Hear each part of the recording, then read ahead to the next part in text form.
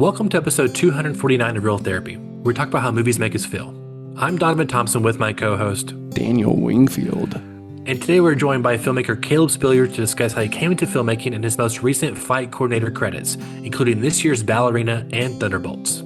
This is Real Therapy, and you know what that means. They're gonna talk about how it makes them feel. They're gonna watch all the movie reels, cause it's Dan and Don in Real Therapy.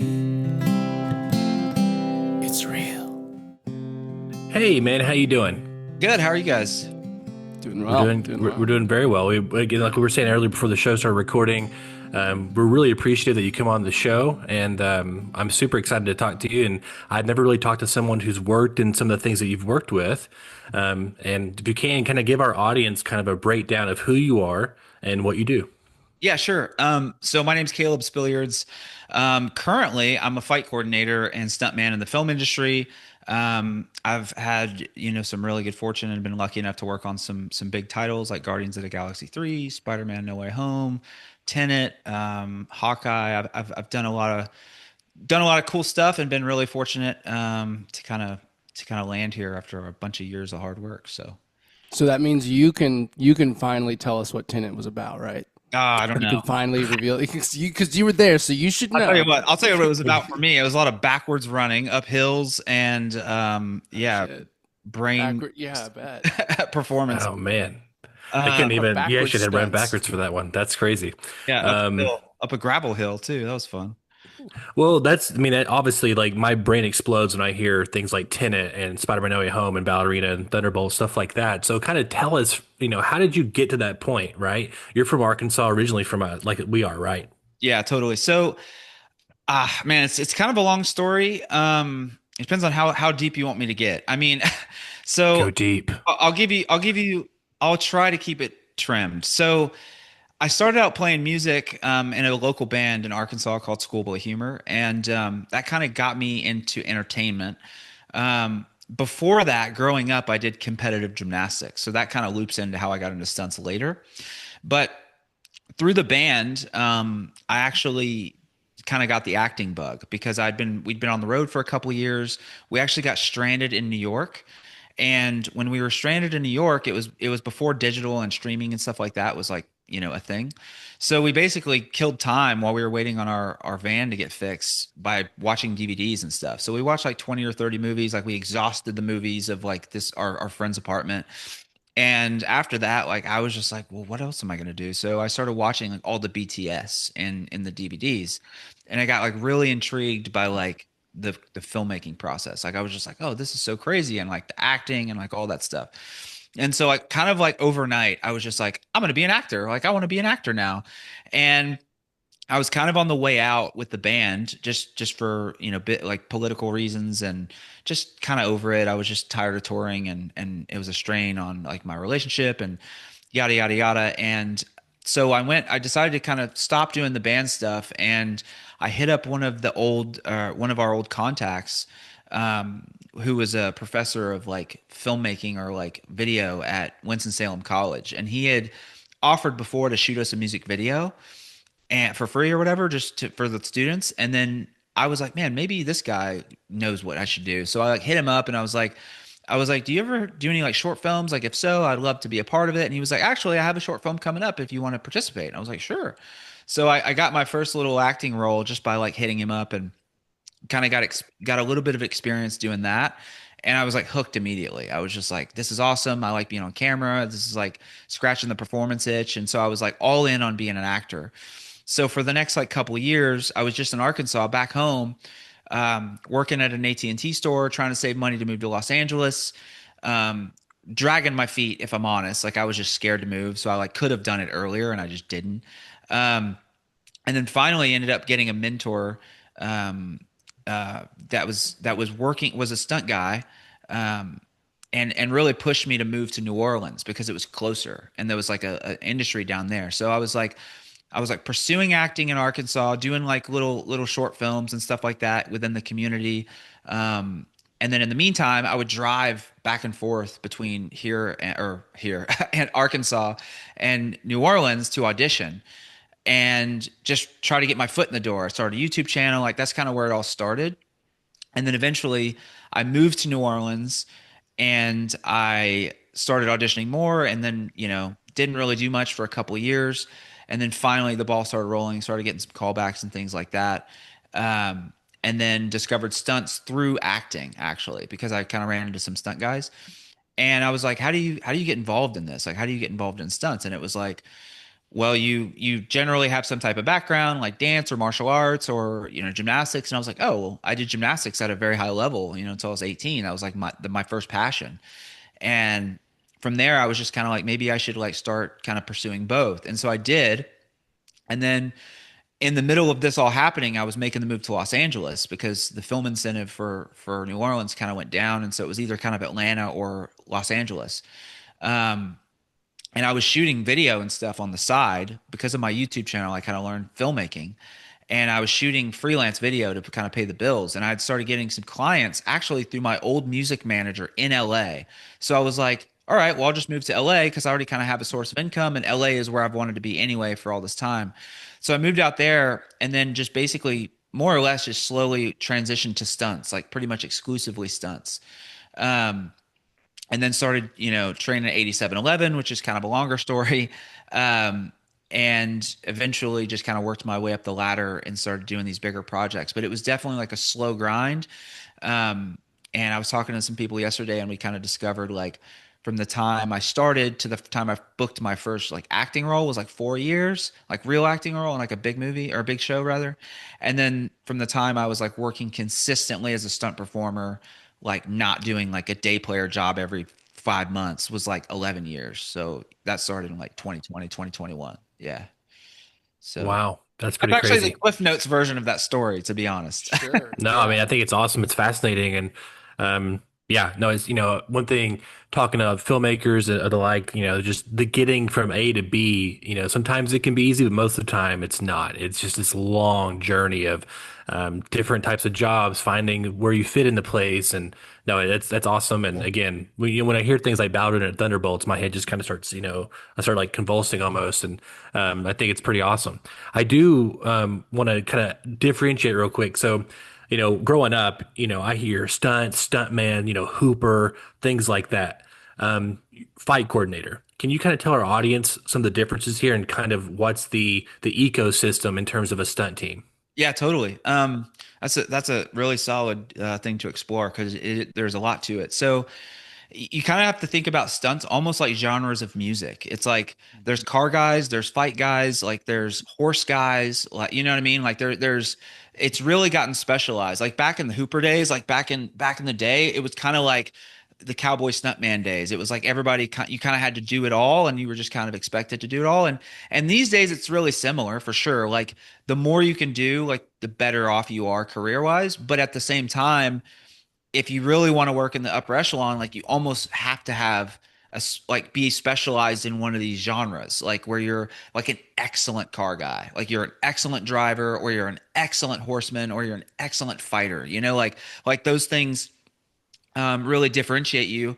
And then you're also just very good at other things. Like you're very good at the here and there that you would do like on a normal day where you're not doing a crazy fight scene. You may be just falling down the stairs, or even something like in a comedy where you slip in the grocery store, like very basic stuff. And then fight coordinator is more or less responsible for all things fight related in the film. So like the hierarchy would be like your stunt coordinator, and then you have like your key rigger, which is responsible for like the wires and setting up gags and stuff like that. And then you have like your fight coordinator, and the fight coordinator is basically the supervisor of the fight team and the performers as it relates to fighting. So I'm also responsible for like making sure that the scenes get choreographed. They get shot in previs, which is basically the conceptualization process where we shoot like a mock version of the fight, like cinematically, as if like how we would see it if we were shooting our own little movie. And then we present it to the director and the producers and things like that, so that they can review, and the stunt coordinator, so they can review it and go, we like this, we don't like that, this is too long. They can kind of get their heads wrapped around it before it's game day, and there's a bunch of money being spent, and we have a limited amount of time. So as a fight coordinator, you're responsible for like execution and making sure that happens. And then beyond that, you're also um, training the actors, working directly with them, getting them in a place where they look good and they look believable as performers. And then you're more or less doing that on set as well, and kind of keeping a watchful eye on like all the performers, making sure like the choreography looks good, that they look sharp, that they're performing in the character that they're representing, and things like that. Like just that it kind of all makes sense. So you're kind of like subtly directing. You're not even subtly directing. You're literally physically directing like performance, physical performance. Just kind of sneakily, not really sneakily, but like just like under the radar. You're not coming in like the director going, all right, we need to do this and that, but you're going to the actor and you're going, hey man, on this next punch, like try this, it'll look a little better, or maybe put your foot here, it'll help. You're really coaching them on the day. So there's a lot of things to it, but those are kind of the base responsibilities. The thing that really sticks out to me, and the thing I think I could maybe relate to the most or understand the most, is the previs section. Yeah. And so to me, I kind of want to kind of dive into that a little bit more. And for our audience members, there's great videos online. Example one pops to mind, like Revenge of the Sith for Star Wars, of like them shooting these amazing previs sequences, and then them shipping it to Lucas, and then him over looking at it and whatever, and then how we see a lot on the cutting room floor when we get to the actual movie. As just an example of BTS stuff. So when it comes to previs, Mhm. let's just kind of talk about Thunderbolts for a second. That's a huge movie, Yeah. and you have a lot of visual effects artists. You have a lot of cooks in the kitchen, concept artists, Kevin Feige, director, etc. What's the previs look like for something that big? I mean, how many revisions? How long are you in prep before actually shooting for a movie like that size? Well, we did. It's interesting because we did two preps for that movie because it was split by the strike. So like we did 3 months of prep, and then 2 weeks before we went to camera, we went on strike. So then whenever we got back from strike, we ended up doing like 6 to 8 weeks more of prep. And yeah, so it was like 5 months, but that's not super typical. Like 90 days, 3 months, 4 months for a big movie like that's pretty typical. So like our first version of it was like pretty normal. So like three or so months of prep, but you're still prepping throughout the filming. So like, like as we all know, like fighting is cool and it's a part of movies, especially Thunderbolts and Marvel movies and things like that. It's like a big portion of the films, but like the bigger portion is the narrative and like the acting and stuff like that. So we're simultaneously prepping while they're shooting narrative stuff. Like we'll go do a fight on set, and then we'll finish that fight, and then for the next week and a half, like we're rehearsing and prepping the next fight for the next as the schedule's panning out. So prep is kind of like our head start. So yeah, that's as far as like the length of time is like that. Your prep process is anywhere from 6 weeks to 3 months, and then if you're lucky, and then after that, it's all prep and kind of doing it while you're shooting. What do revisions look like? And I'm assuming, and is there a second unit director, and he's kind of overseeing the stunt stuff, and then I think was it Jake Schreier, is that the director of Thunderbolts? Jake And Schreier. like, how does that work in terms of, does he review it like the previs, and then it's like, tweak this, or I like this moment a little better? How does that work? What's the workflow there, back and forth? Totally. Yeah. So it kind of goes through a multiple like filtration process. So in on Thunderbolts, it was mainly like it goes from me to the stunt coordinator to Jake to the producers, kind of simultaneously, Jake and the producers.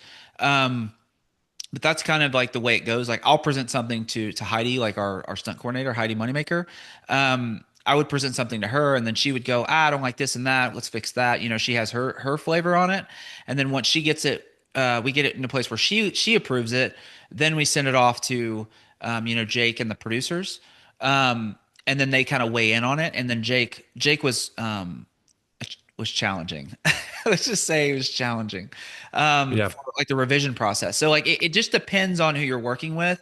Like with Jake, it was like very specific because he's not really an action guy. Like, well, he is now, but like at the time, he wasn't really an action director. He did Beef, and he's done a bunch of other cool stuff. Comes from the music video world, so it was a little foreign to him.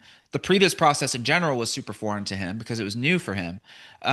So that was, we had some growing pains in terms of like just getting things in a place where they needed to be, just because there was like a lot of like, I don't know, it was kind of a strange process where it was just kind of like, Well, I'm kind of scattered, but it basically comes down to this: is like we tend to be focused on action. Jake is an excellent storyteller, and so he would be really focused on like character and like. And I actually learned a lot from him in that way because we're looking at like the punches and where they're hitting and stuff. And I remember one time, like one of my favorite things I learned from Jake was we had done this previs several different times, like revised it several different times, and it was just kind of like what are we not getting, at this point? Like I don't understand. And at one point he finally said like I'm not as concerned about the moves as I am being like right here on Florence as she's like experiencing what she's going through. And I was like, oh, holy shit. Like that's a way different way to look at it than like some of these other movies where you're wide and you're wanting to see all the cool gags and like all this stuff. Like with Jake, he was very much, and you see why if you've seen Thunderbolts, like it's about her journey and her mental journey through this story. And so that's what he was concerned about specifically in that one previs. Others we got to kind of do a little more.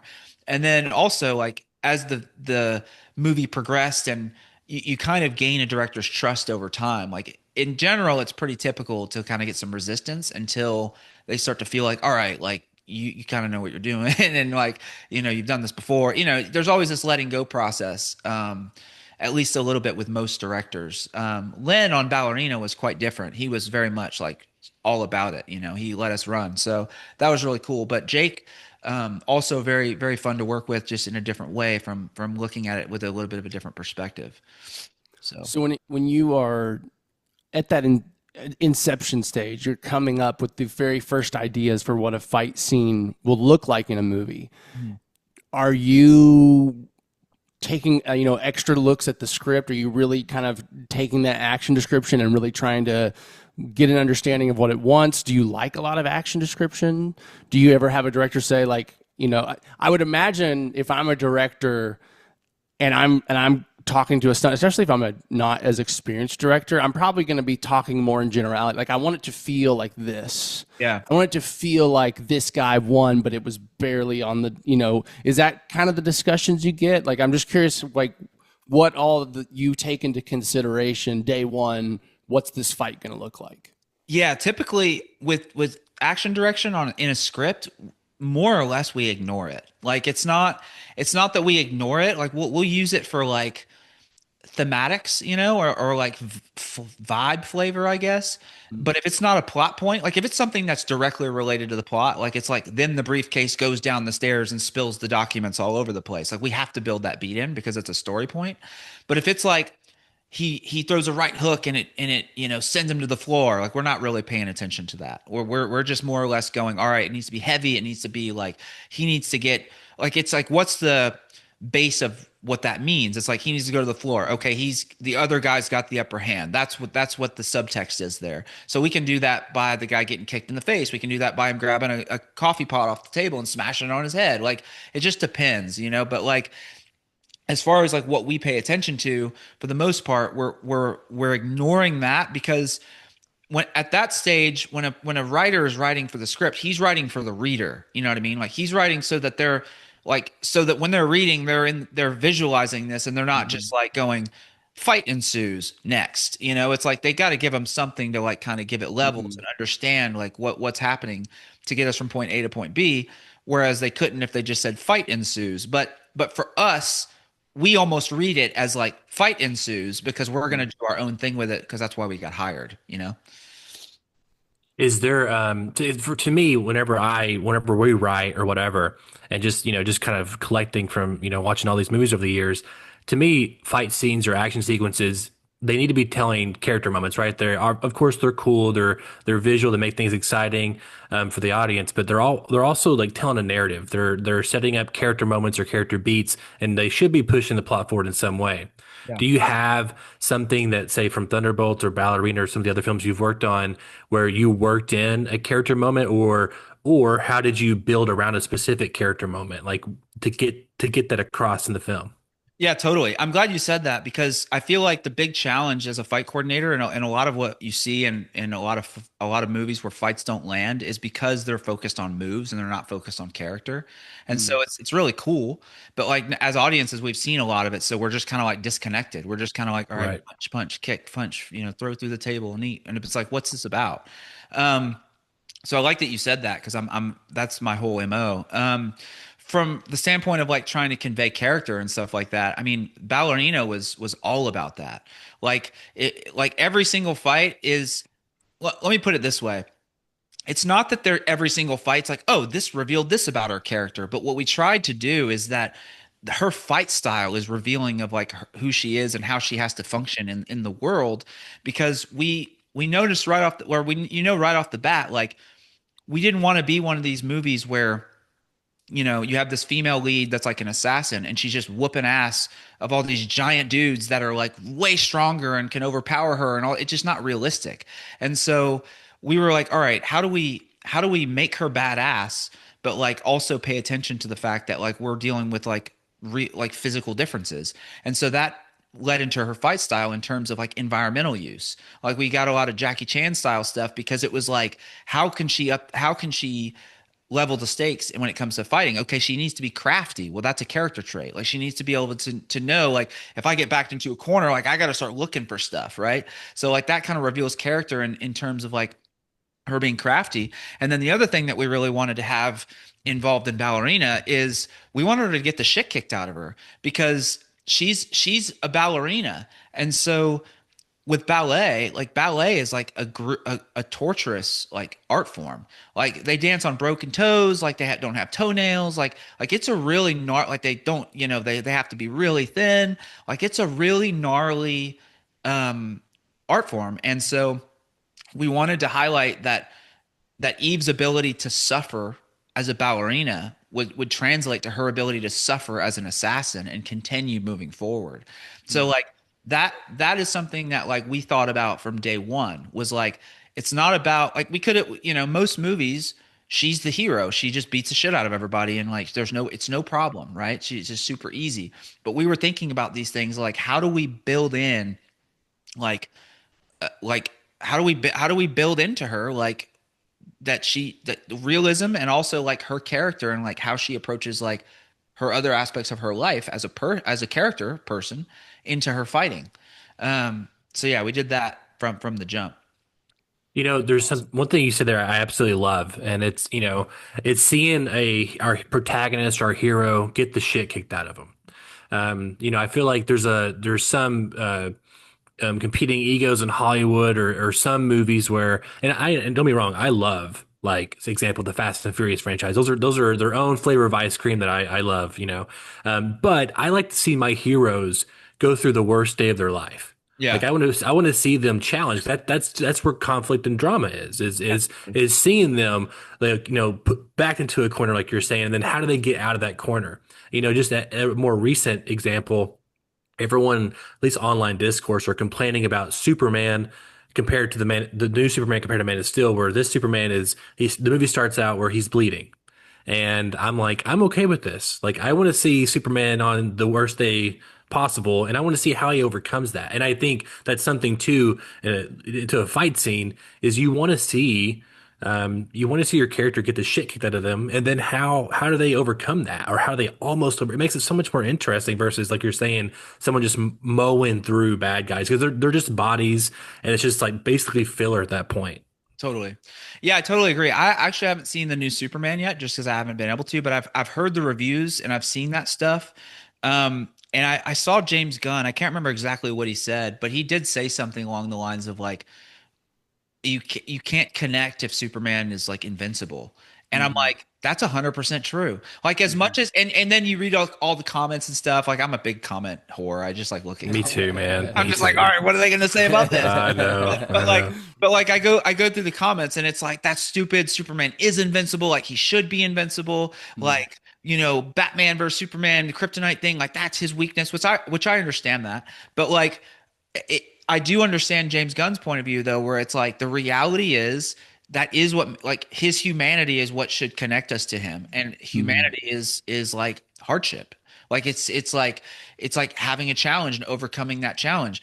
In real life, like with Superman lore, if you don't have kryptonite, it is fucking boring. It's like, oh, Superman's just gonna whoop everybody's ass. Like, you know what I mean? Yeah. It's like he's gonna destroy everyone, unless it's like some other Kryptonian. It's like, yeah. So I totally. Superman can be beat. He just has to have someone really, really strong. And that's Yeah. that's the thing. But no, that's refreshing to hear for sure.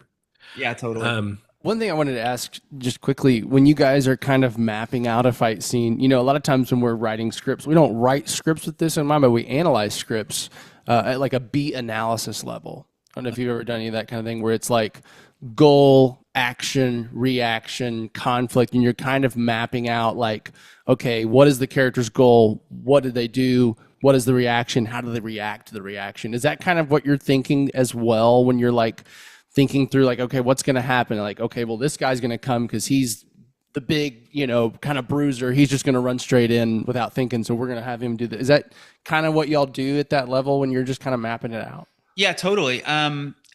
I can't speak for everyone, but like the way that I certainly approach it is I think about emotion. Like there's a couple different things. Like there's like you would call them like almost like mapping it out, like almost like blocking for rehearsals. I like to, first of all, I like to look at the script and I like to think about like who is the character and like how are they going to approach this fight sequence? Like are they, it just depends. Are they like what kind of movie is it? Like are they fearful? Like are they going to be like on their back foot trying to get away the whole time? Are they going to be aggressive? Like that is told by like their character in the script and like where they are in the sequence and like what the scene is about. So I kind of feel like that's some of the strength I have from being an actor because I approach when I see a script, I'm immediately just analyzing it for subtext and things like I would as an actor because that was my first thing, and eventually director. Like that's the goal, and so I'm kind of looking at it from those shoes, and so I'm thinking about character first, and then I'm thinking about what is the scene about? Like, is the scene about the briefcase? Is it about the secret key code? Like, is it about, what is it? Is it about gaining access somewhere, getting through to the next part of the room so you can get access to this next place? Like, so, and then from there, I'm trying to think about like, what are some like, what are moments where we can escalate the tension in the sequence? Like, meaning like, rather than it just being one note where it's just fight, karate, karate, karate, it's like, okay, there's a few beats here and then there's a struggle here where our hero is starting to get overtaken, right? So like you're kind of mapping out the overarching like vibe of the fight. Like it's going to escalate here. It's going to she's going to start winning here. It's going to get even darker here for her. And then she'll make it out, like kind of putting obstacles in her way. And then after that, it's like coming up with a physical motion path, like similar to like how, you block an acting scene where it's like, all right, let the actors do what they want. Okay, the actor wants to go over there and like get on, go to the saucepan while they're speaking and then go to the table as they put the eggs down. Like that, our version of that is like, all right, we're going to have a few like striking beats here. They're going to like crash through this table and go into this room. There's going to be a struggle in there. And then maybe like we have to figure out something that will get us all the way to the other side of the room because the next scene happens in that other room. So like, it's like blocking the motion path.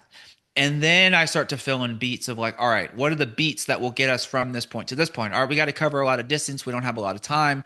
She's going to get tackled through this table, and then that's going to send us over there, right? And then from there we get up and maybe we want a little more like kung fu karate beats, not literally, but just like striking like punch beats. Okay, that'll take us into this area or whatever. Okay, now we need that escalation moment that we mapped out, yesterday. Okay, now there's going to be a strangulation part where it's like she almost is going to go out and then she grabs an iron off the thing and smacks the guy in the head with it, So like it's like a layered approach. And you guys are planning the shots with this as well, correct? Like you're kind of imagining, like you're planning this in terms of like how the camera's seeing it. Correct? Yeah, so we shoot it. We shoot it as if I shoot it like I'm the director of the movie. Right. And then the director goes, I don't want to do it that way, or I do want to do it that way. And then that's where it goes. So we're planning the shots in terms of like giving, I would say it's kind of like this. I shoot it in a way that I personally feel like highlights the moment the best.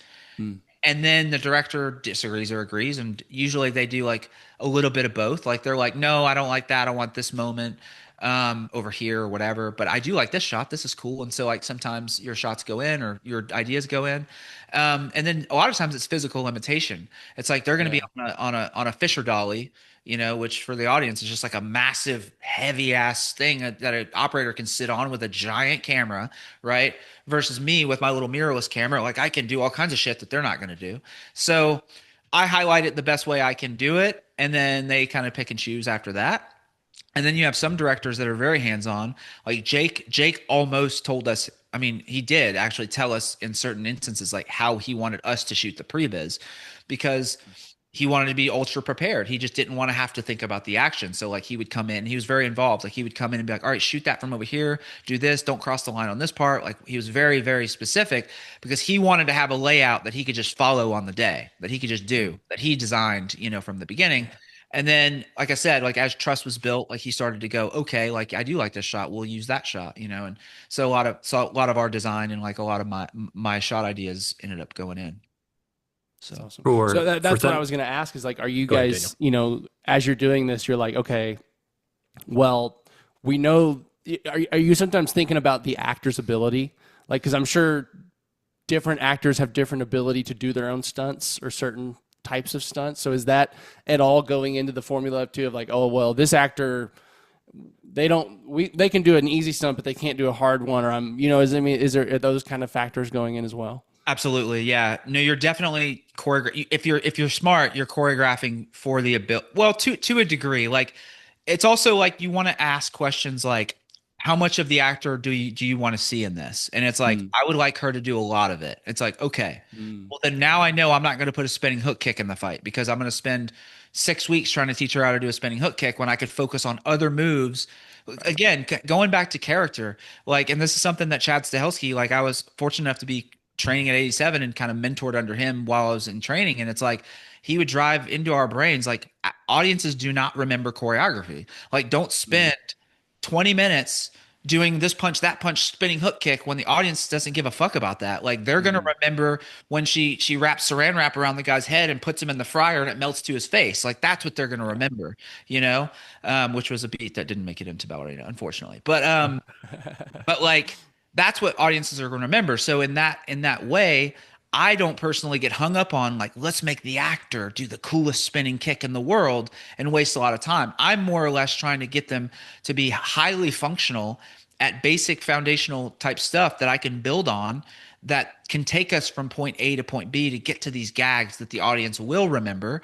And then for the big bumps or the really gnarly things, we'll throw in the double, we'll shoot from the back and then they'll do something and then they'll get, wire gagged across the room. And that's what kind of gives us that flavor.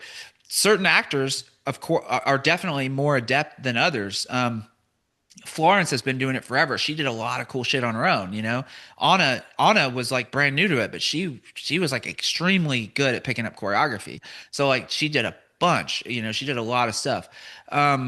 So it does vary, but for me personally, I'm asking the question of like, how much of the actor do you want to see? And if you want to see a lot, it just tells me, okay, I can't do highly complex movements that would require a lot of more training than we have time for. And you're also like pivoting when you get an actor into training, and if they have 2 left feet, you're like, okay, we gotta revisit this for sure. We got to have another discussion about this, or we have to really cater the choreography. We have to change the style. Like those things are happening constantly.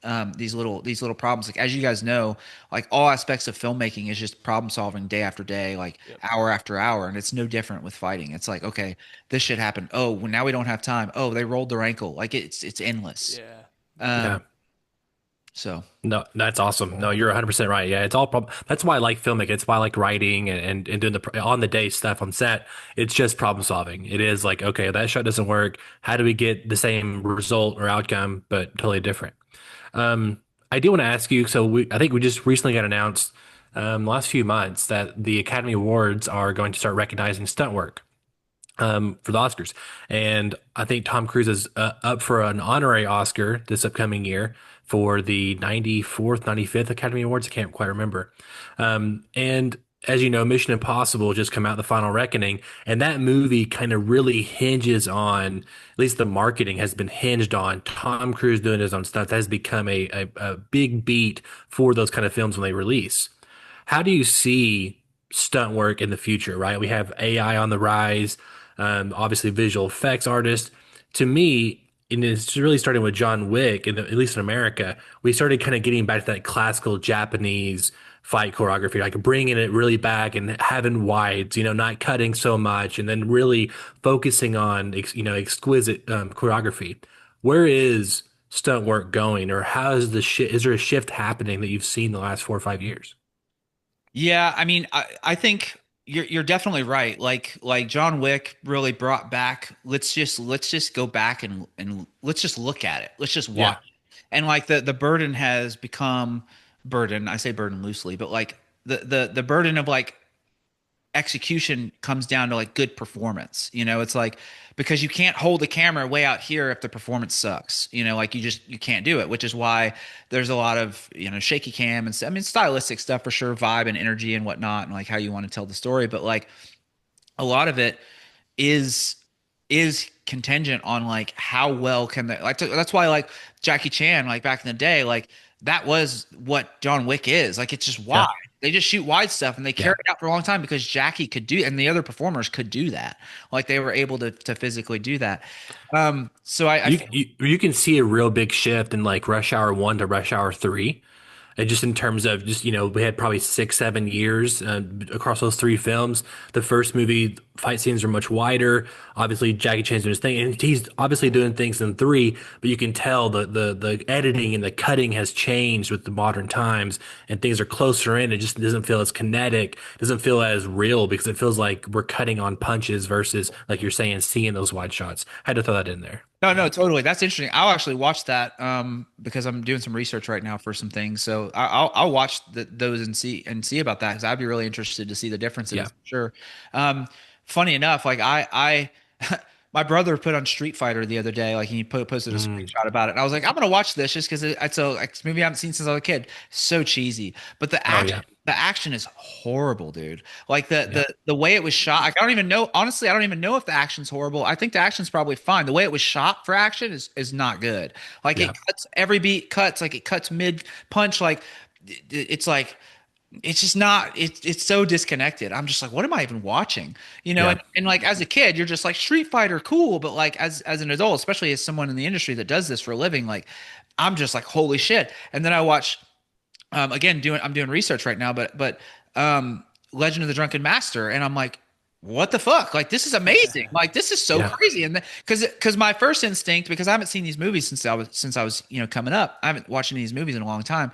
So when I saw Street Fighter, I was like, man, we've come a long way since this. Like this is garbage. And then I went to watch a movie that was 10, 15 years older than that, and it's shot better. And I'm like, Oh yeah. what? This makes no sense. And so it's a total stylistic thing. And then that's when you realize like the Hong Kong stuff like made its way back in with John Wick because Chad Zelsky is like, that was what he grew up on, and that's the stuff he watched and stuff and like all the old school spaghetti westerns and stuff. But like, yeah, I'm totally deviated. I'm not even sure where I'm going with this, but like, I don't either. You said Street Fighter, my brain started firing. I will say, no, you're right. Like again, that's why I kind of credit John Wick to kind of bringing, like at least reminding people of what we could do or what we used to do.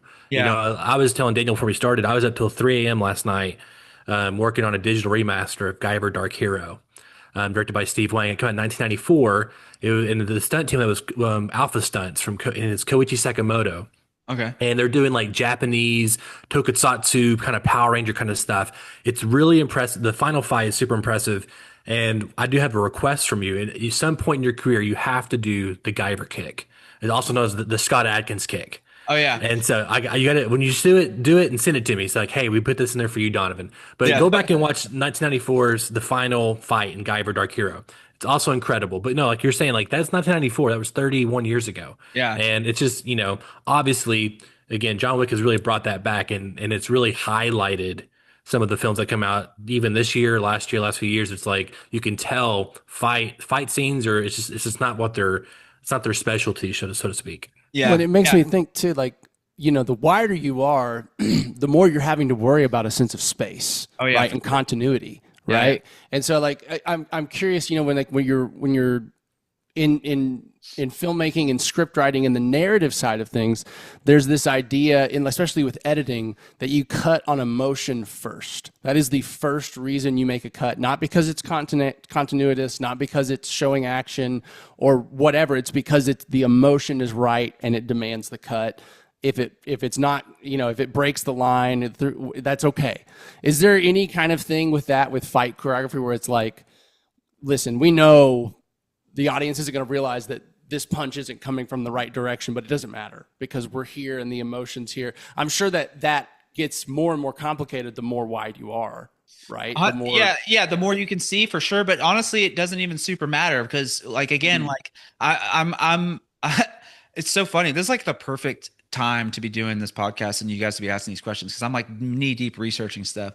But I was just rewatching the fight from the subway with Neo and Agent Smith, and there's a part in that great fight. There's a part in that where Neo winds up to throw a left, or maybe I can't remember which one it is, but one of them winds up to throw, I believe it's Neo, winds up to throw a left round kick. So he's like about to throw a kick with his left leg, and then when it cuts, he's actually making the impact with his right leg. And so he is literally kicking with the different foot than when he wound up to do it. And you can't even notice it in time. The only reason why I notice is because we're going frame by frame, like looking at different things. Yeah. And there's another fight I analyzed a few years ago when I was doing like a fight recreation when I was first learning how to shoot action, from from the Winter Soldier. And there's a part where Bucky is fighting, he's fighting Black Widow and Black Panther, and they're doing a fight, and he blocks with one hand, and then he starts to throw one hand, and then in the other shot he throws the other. So he's like literally changing directions in the middle of the cut, and you don't read it at all because they're cutting on action and you're watching it as a whole, and you're not watching for like tiny little details like that. So that type of stuff happens all the time. Daniel and I, we broke down, this is like 3 or 4 years ago on the podcast, we broke down The Dark Knight, and that sequence where Joker's chasing Batman, up through the tunnels, and there's kind of like the waterfront on the side there, and Joker has a bazooka. If you break down that sequence, it is absolutely insane when cars are going off the right side, then they're on a different dock going on the left side, crashing in the water. And like, it's one of those things when you're watching it, and I'd seen that movie at that point 10, 15 times before we started breaking it down. But then you're going like shot for shot, and you're like, holy shit, it makes no sense at all. But again, you're in the moment, it doesn't matter at all. Yeah. I another thing I saw, talking about crossing the line, I saw in that Agent Smith Neo fight, there's one part where like Agent Smith exits one direction, and then the next shot he's going a completely different direction with a different energy. And I'm like, how have I not noticed this before? Like, this is so glaringly obvious. And like, as an editor, it's like it's hard for me to wrap my brain around. I'm just like, dude, I cannot. And maybe that's because I shoot and I edit, so I'm so connected to the entire process. But like, I'm thinking as an editor, I'm like, I wouldn't even be able to make that a solution because it would just look so bad to me. I would just be like, I can't wrap my head around why this works. But like, you can tell they're leveraging just like editing principles as opposed to like, does this make sense? It's more like, is this emotion that goes into a similar motion? Yes. Okay. It works. As opposed to like letting their like subjective brain take over and going this way and then going that way makes no sense. I can't visually I can't let this go. But it's amazing how often that happens. And then to get back to the question before, which was about the being wide. Yeah, I certainly think that like, if you're very wide, I think you could get away with less of that to a degree. But that's where coverage comes in, I suppose. But for me, man, like a lot of those decisions, it's crazy to me because they made that decision on set, like they shot that on set. Like they shot, Hugo Weaving's character, like going off a certain what direction, decided to move the whole setup in a different weird way, and then have him do that. And nobody was like, this is fucked up. Like, this is not, you know what I mean? Like, this doesn't make any visual sense. And it's the Wachowskis. So you gotta wonder, like, was this intentional? Like, why did they do it this way? Yeah, it's fascinating. So crazy. Is there ever, I mean, you may not know this because you're not really ever in the editing room after these films, but I'm sure there's situations where you film all the fight scenes for the film and it's just like it's not coming together. So we got to go a different direction. We got to crop in 50% on all the shots or something. Yeah. So, I mean, I'm sure that does happen though, right? Like where it's just like, it feels good on set and then you get in the room and it's just not. Yeah, no, that definitely happens, and I think you nailed it. I think a lot of the weird cuts that happen are because of a lack of footage or a lack of ability to like pivot and make a change. And I haven't been on, I don't get to be in the editing room, but as someone who shoots and edits constantly for a living, I notice all the time on sets when they have a lack of footage, and I will sometimes even mention it to the stunt coordinator and go, "Hey, like they should cover another shot of this. Like they're not going to have anything to cut to." And occasionally they'll be like, "Hey, so I'm just curious. Like, are we gonna?" They'll kind of try to. It's like this game of politics, right? You don't want to step on toes and be like, "Hey, you need another shot," unless you're really comfortable with the director. But like, if it's like still very much like a hierarchical relationship, you don't want to be like, you're going to need another shot, but you kind of want to be like, what's your plan? Because you want to kind of inception to people like, that's not going to cut together because you have it all from this angle. Like you need a cutaway, like you need something to cut away to. So like I catch those things all the time. And then whether or not they fix them or not is up for grabs. And then sometimes you don't mention anything because you're like, I have no idea what they shot in the narrative. Like they might cut away to something random. And that's why you also kind of don't overstep, because the director at that level, like they know what they're doing. So it's like, if they're shooting it all on one side, like that's a solution also. Like just spitballing right now. It's like, if I have this one lighting setup and we're running out of time and I don't have any fucking time to shoot another direction, in my head, I'm the director and I'm going, okay, cool. We're just going to cut from this scene to another scene where the guy's putting the money in the bag, and then we'll cut back to the same angle, and then it won't be weird that we've jumped ahead in time or like that we need to shorten the scene. Like there's crafty ways to fix it. But I find a lot that, they sometimes they don't cover everything, and then you start to see these wonky edits because of it.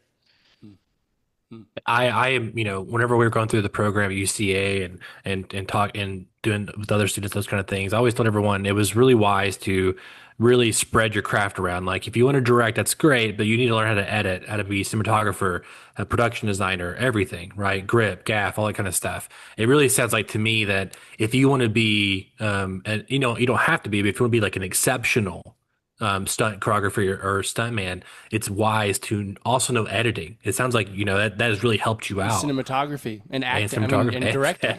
Everything. Yeah, exactly. No, go ahead. No, I'm just saying. I think it's not. I think most people would not assume those skills are required for your job, right? They're not necessarily. So first of all, I appreciate it. I mean, I take it as a compliment that comes through, because I consider myself a filmmaker before anything else.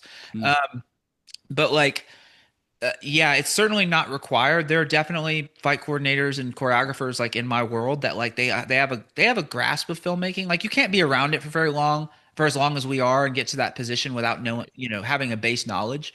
But how in depth your knowledge is very, very not circumstantial, like case by case.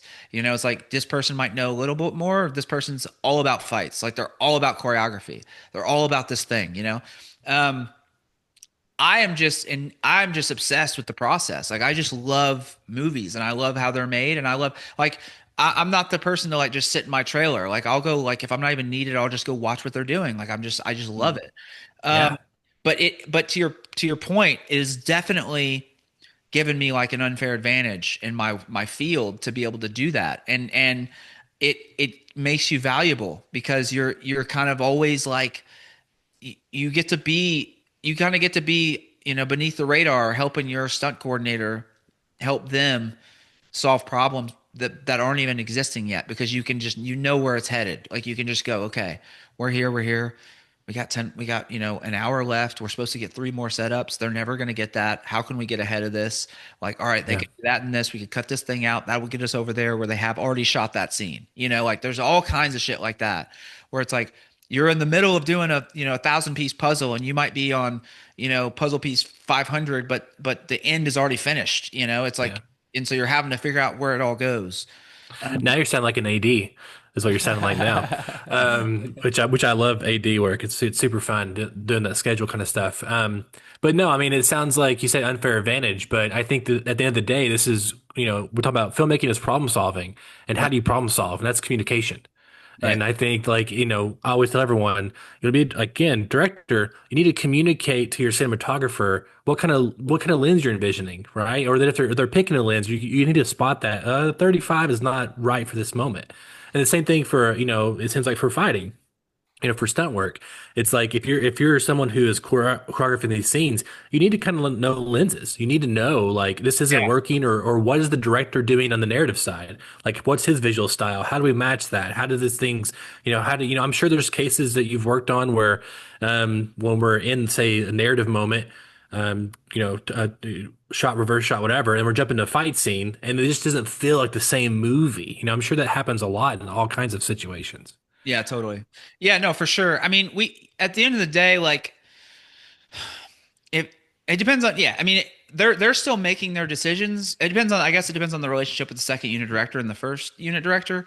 But like, if generally the first, the director is informing the second unit, like, this is how I want you to do it to a degree, like whatever. But sometimes, yeah, it's like they give them free reign, and then you have this thing where, like, now you got two people making two different movies. You got this one guy who likes everything really compressed and really like cinematic, and then you got the other guy shooting on a 16 millimeter, and he's just like whipping it all over the place, you know.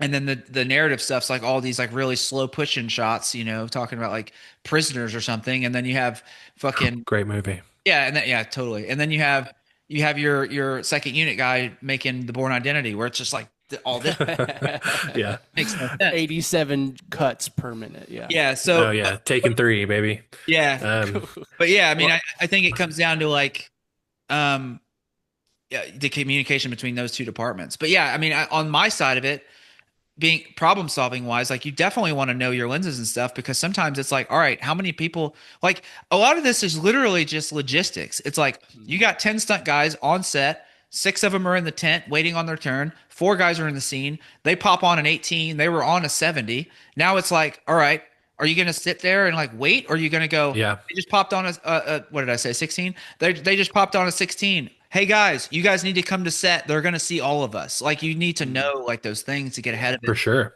from an like almost like stunt AD level. Yeah. Kind of bringing it back to, where do you see stunt work going? Again, with AI, we're starting to recognize it now more in Hollywood, but I mean, even at the Oscars, it seems like that's like a diminishing viewership kind of thing. You know what I'm saying? It's like it's not really something that a lot of the general audience is still witnessing, in terms of just like how Hollywood is, building out its culture. What do you Well, see even stunt just work going over forward? reliance on CGI. I mean, like, Yeah, exactly. Yeah. I don't think AI can do what you guys do right now. And I think even at a certain great level, it's like, I just don't think it's, I don't know. I don't know. We'll see what happens, but I want your opinion on it. Um, I think it's I think it's gonna take over, to be honest. I think that there's gonna be a place for certain things. Like, I think that it's gonna take a lot of jobs from like indie stunt guys eventually, where like, and by indie I mean like not doubles, not hero, whatever. Um, I think it'll take a little longer than, hopefully, um, for the adoption standpoint of it, I guess. But like, it's just already becoming so prevalent. I think it's, if we zoom out a little bit, I think it's going to take over like the social media culture first.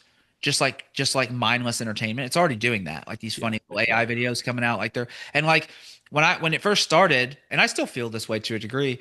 I kind of made the prediction that like there will be two camps of people. There'll be people that want like human generated art, and then there'll be people that don't mind AI generated art. And very quickly it became obvious that I was probably wrong to a degree, because, and I think there will still be some purists, and there are still right now, but I just think like I wanted more of a pullback away from AI entertainment than there has been, because even myself being like, I like human created stuff, like a computer, like I'm watching these AI videos going, this is fucking hilarious. Like, you know what I mean? Yeah. Like, very entertaining. The other thing I'll say about it, and this is just a topic that I've done a lot of thinking about, obviously because of my career, but AI creation as much as people don't want to say it, like prompting is becoming an art form. Like it's a very challenging thing to do. I've got on Google Veo 3 and like just fucked around because I'm like, I'm not going to get left behind. Like I think that this is the future in one way or the other, whether or not, we're still physically performing on set or we're prompting things or prompting some of it and some of it's physical. I want to know how to do it all again so that like I'm a Swiss Army knife, kind of like I've been with the filmmaking side of it.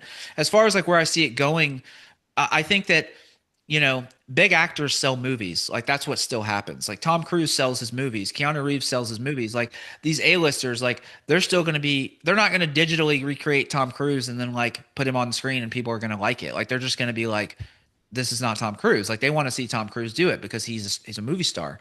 I think it'll start with stunt work specifically.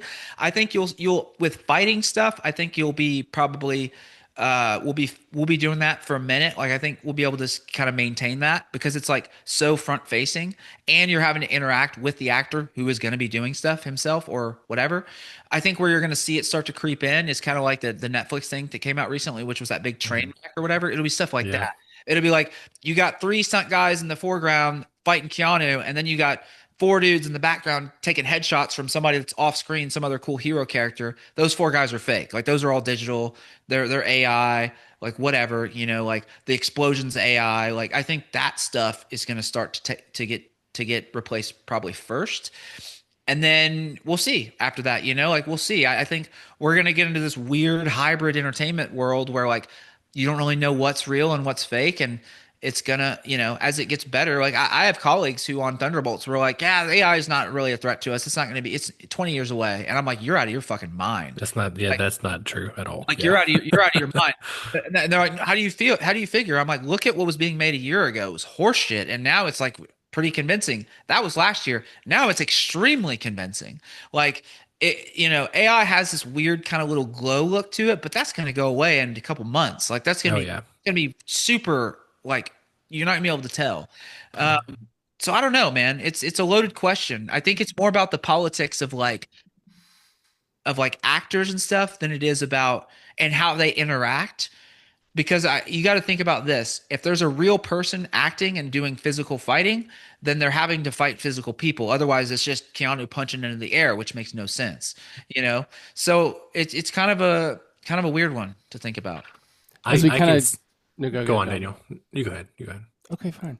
I know we're kind of getting to the end here of the conversation, but it's been so good picking your brain. I feel like there's been just so many good insights and things that I think especially our listeners wouldn't know or just would find really interesting.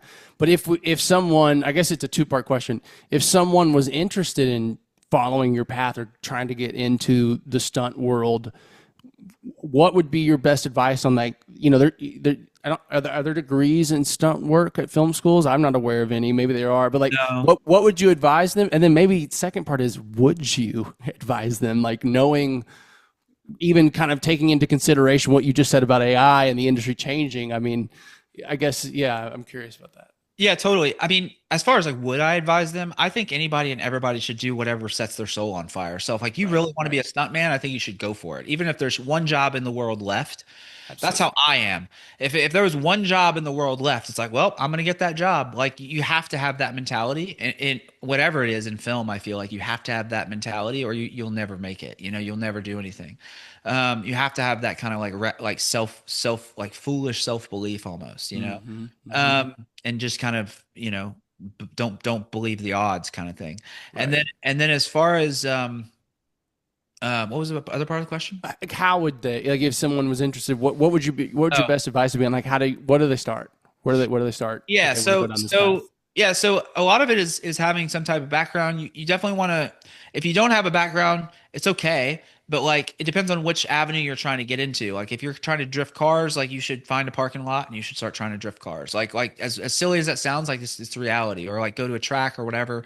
But if you're trying to do fight stuff like I do, joining a boxing gym, joining a jiu-jitsu gym, like any place where you can start to just get command over your body. It's less about what style and more about like, I'm comfortable in my own body, because it's all about body control. So that would be number one. And then simultaneously, this is a networking game and it's like a word of mouth game. It's not like you go audition. I don't audition for stunt jobs. I get referred, or people go, "Hey, I know a guy that looks like this," or "I know a guy that's really good at this type of movement and like is also, X amount tall or whatever." Like it's very much like a opportunity moment.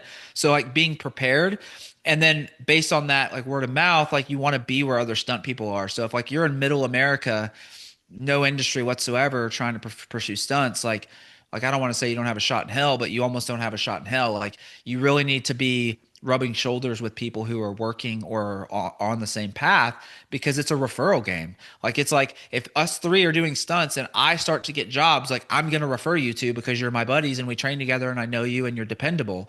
But like if I'm doing stunts and you're trying to do stunts, but you live in the middle of nowhere where there's no industry, like it's going to be hard to get a job. So I would say, having a skill set or developing a skill set, and then, putting yourself in positions where you're with stunt people, you're training, which isn't hard. It's not hard. It's not hard to go to LA. It's not like it's like super exclusive to find. It's like there are like literally a gym. Joining All Movement is a massive stunt gym in LA where people train. Tempest Academy is a massive gym where people train. In Atlanta, there's like Apex. There's like all these places where you can find stunt gyms. If you type in like, stunt gym or like stunt rehearsal space in like some of these big markets, you'll find like links for stuff to like where you could go just public and go train. That's awesome. Yeah. That's Awesome, yeah, awesome super insight. Yeah, that's great. It really is. Yeah, we're going to start winding down here, Caleb, but I have to ask you before we go, what's your favorite movie, man? What's your favorite film? Do you have one? Yeah, The Matrix. Yeah, I yeah. think it's always gonna be number one for me. Yeah, it's a Do perfect you have movie. a favorite stunt period, or maybe in that movie is there like this is the GOAT stunt of all stunts? Like how did they do it, and how did they think of it, or anything like that? Is there one that sticks out, or any that stick out? I don't know. Not really, man. Like I don't. I hate to say this, but like at some point, when you've been able to be fortunate enough to be around a lot of it, it's not like, I mean, I don't know. There's some gnarly shit, I guess. I mean, there's some things that stick out, like some cool sequences and stuff, like in Fall Guy, like where they're fighting in the garbage thing that's like spinning around, like that's pretty fucking crazy. Like that's what one of my best friends, Ben Jenkins, did that all that stuff, and also Ryan did some of it too. But like it's more about like there's a lot of cool things that happen, and it's more about like the ingenuity of like, man, it's crazy that they can pull that off, like they can take a dumpster and spin it around and like actually drive with it and stuff like that. But one that really sticks out, I don't think so. Like I don't have one just crazy. Not that I've thought about it, I don't think anyway. I probably should. That's probably I'm probably a bad. I love Fall Guy. I thought it wasn't, I wanted to be bigger. I wanted Fall Guy 2, so I had a great time with it, and it was sad to not see it, do as well as I wanted it to do. Yeah. And also I love the old 80s TV show Fall Guy. It was also great. Yeah. Well, before we go, we like to highlight one last thing for our audience that may or may not be TV related. Daniel? All right. Well, this week, guys, I am going to be a little selfish. So I make music. I've never really talked about my music on our podcast, but I just released a new EP 10 days ago. It's called Songs from the Struggle Bus. 5 new songs. It's a synth pop EP. I call it Millennial Dad Emo Pop. It's my own genre. I made it up. So I would say just go check me out on all the streaming platforms and such like that. You can check it out. Donavon and I, we made a bunch of stuff for it, a music video, a little mini doc, BTS stuff. So go check out Dan the Voyager on Sound Things, please. Thank you. That's my one more thing. Yeah, so mine real quick, and I'll let Caleb do his last, is this just came out on 4K this last 2 weeks. It's Lethal Weapon. 4K Steelbook, and they just did a remaster of it. And I'm a huge Lethal Weapon fan. I'm a huge Richard Donner fan. It's got a great kind of like old school, just fight at the end. Caleb, that's my tie to the podcast there. But it's a great movie written by Shane Black. I think he was like 21 when he wrote it. Fresh, he was into acting, and he just knocked it out of the park and became one of the highest paid screenwriters of all time shortly afterwards. So Lethal Weapon, now on 4K. Love that movie, and if you haven't seen it, go check it out. Caleb, what's your one more thing? What you got? What am I talking about? Sorry. Oh, sorry. No, you're just gonna give us like one more movie, thing, TV like show, a game you've played recently, a book you've recently read, any kind of just thing that you've recently done that you would highlight that isn't necessarily under the topic of the show. Oh man, that's a challenge. That's like my whole thing. I'll be selfish too. So aside from the filmmaking or the fight coordinating stuff, I've been pursuing content creation like full time for the last like 2 years. So on my Instagram, mainly Instagram, I talk about content creation tips that relate to cinematography and like how to shoot stuff, specifically for short form media that looks compelling and things like that. So like elevating your content. That's why I have like this crazy streaming setup right now, is because like it's all about having like high quality, compelling content. And then lately I've also been teaching how to shoot fight scenes, like how teaching filmmakers how to shoot fight scenes, because it's not, like you mentioned earlier, like it's not something that's taught in college and film school. There's like no way to learn it other than just like trying to figure it out piecemeal, like on the internet, and synthesize your own information. So like lately my content has become about that, and that's kind of been my entire focus as of late. So check it out. that's awesome. Have you seen? I'm a huge Corridor Crew fan on YouTube, and they have Stuntman Reacts on there. Have you watched those? Those are great little pieces of videos. Yeah, I actually hit them up recently, and I was like, "Hey, I was a fight coordinator on Thunderbolts and Ballerina. We should do a collab." And like, I just don't think they've seen it because they're massive. But like, They're huge now. Yeah. I've seen it a lot. It's really cool. I like that a lot. Yeah, it's neat. It's super neat. Well, hey, Caleb, again, I really appreciate you being on the podcast. And like Daniel said earlier, I learned so many cool little tidbits, and I'm sure our audience did as well. And it just makes me fired up about filmmaking. I love talking to filmmakers. I love, picking their brains and just seeing what the process is. And you kind of mentioned your content creation, but can you kind of tell us, our listeners, where they can find you and kind of what you're up to at the moment? Yeah, remind us what your handles are. Yeah, sure. Yeah. So everything's just under my name. So it'd just be like Instagram.com/Caleb Spillyards. And then, yeah, as far as like what I'm up to, I mentioned, what I do on online social media. But I'm also developing an entire program around helping people learn how to shoot action. So aside from just like the tips on the day to day, it's like a literal like 4 to 5 week program on how to shoot action. Awesome. And this is like to be like with you in the room to learn, or is this like through watching videos? It'll be live digitally. So it'll be like where we are now, digital, but with like practical examples that are like pre-recorded. I'm actually talking about it a lot more than I should because it's not officially announced, but sure. Okay, it's okay. Hey, you should if you did it in person, there's like a 4 or 5 week course. I would love to come out there and learn something from you. It sounds amazing. I probably will at some point. But for now, I know like ACS, Arkansas Cinema Society, they'd probably like really, they would love you to come down and do like workshops, because they do that. Sure. I mean, they brought Jeff Nichols in for like screenwriting stuff and like other stuff like that, like other Arkansas tied filmmakers. I'm sure they would. I don't know if you connected with them before. No, we should talk more about that, because I'm interested in exploring doing physical stuff. I kind of see that in the future of like going from the digital version of this, where it's like reaching other people like across the world or whatever, but doing physical, like it'd really be helpful to do it physically, but connecting to like the film school network or the films. Yeah, we need to talk to Bruce. Bruce would for sure jump all over this. He's the head of the film school at UCLA.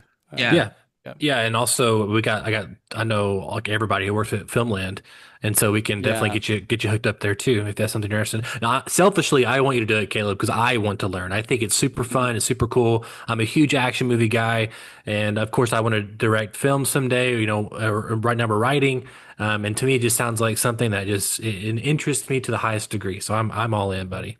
Yeah, totally. Yeah. So, again, as mentioned before, everyone, make sure to, actually, we didn't mention at the beginning. I think we just got right into it. Make sure to like and subscribe to Real Therapy at Real Therapy Pod, youtube.com/Real Therapy Pod. Of course, you can find us on all podcast services. And if you're there, make sure to leave us a nice little review. It really helps people find us. But and we really, stars. really appreciate it. Only 5-star reviews, though. We only accept 5-star reviews. Yeah, that's of course. Anyway, thank you so much again, Caleb. It's been a true pleasure, and I hope you get to come back on again, and maybe one day we'll get to work together. That sounds even more fun. So my name is Donavon Thompson. I'm Daniel Wingfield. And I'm Caleb Spillyards. And we'll see you at your next session. Real Therapy is brought to you by 241 Studios and viewers like you. Thanks for stopping by. Remember to tune in every Friday at 3 p.m. for a new session with Daniel and Donovan. And remember, they're gonna talk about how it makes them feel. They're gonna watch all the movie reels, 'cause it's Dan and Don.